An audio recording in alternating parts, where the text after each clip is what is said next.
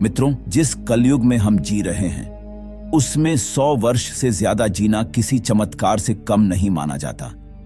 पुरानी पीढ़ियों को छोड़ दे तो बहुत ही कम लोग ऐसे हैं जो अपने जीवन में 100 बसंत देख पाते हैं, और इनमें से जो लोग अच्छे होते हैं वह तो और भी कम उम्र में ही इस संसार को अलविदा कह देते हैं।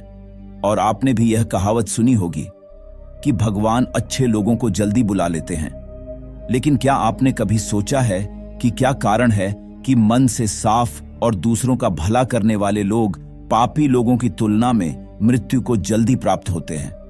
मित्रों, धर्म कोई सा भी क्यों ना हो, हर किसी में यही बताया गया है कि जिसने इस धरती पर जन्म लिया है उसकी मृत्यु निश्चित है।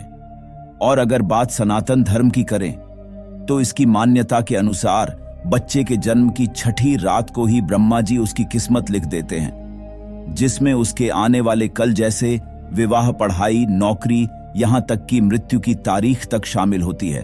और यह सिर्फ भगवान ही जानते हैं कि किस व्यक्ति की मृत्यु कब होगी, और अच्छे लोगों के इस संसार से जल्दी जाने के पीछे यूं तो कई वजह हैं, जिनमें से सबसे पहले वजह को समझने के लिए आपको पहले जन्म का रहस्य समझना होगा। आप तो जानते ही हैं कि व्यक्ति इस मृत्युलोक में जो भी कर्म करता है उसका हिसाब मृत्यु के बाद उसे ऊपर यमराज को देना पड़ता है। अगर उसके पाप का पलड़ा भारी होता है तो उसे नरक में यातनाएं काटनी पड़ती हैं, और अगर पुण्य का पलड़ा भारी होता है तो उसे स्वर्ग का सुख मिलता है। और यही चक्र कई युगों तक चलता रहता है, जब तक उसे मोक्ष की प्राप्ति नहीं हो जाती। इस मृत्यु लोक में हर कोई अपने किए की सजा ही भुगतने के लिए ही आता है। कोई आत्मा इंसान बनती है तो कोई जानवर। वह किस शरीर में प्रवेश करेगी वह उसके संचित कर्मों के आधार पर ही तय होता है। इसके अलावा उसे जन्म देने वाले माता पिता के गुण भी उसके अंदर आते हैं। इसके बाद वह जो कर्म करेगा उसके हिसाब से ही उसे पुण्यात्मा या दुरात्मा कहा जाता है। अब यही पुण्य आपकी मृत्यु की तारीख को भी बदल देते हैं।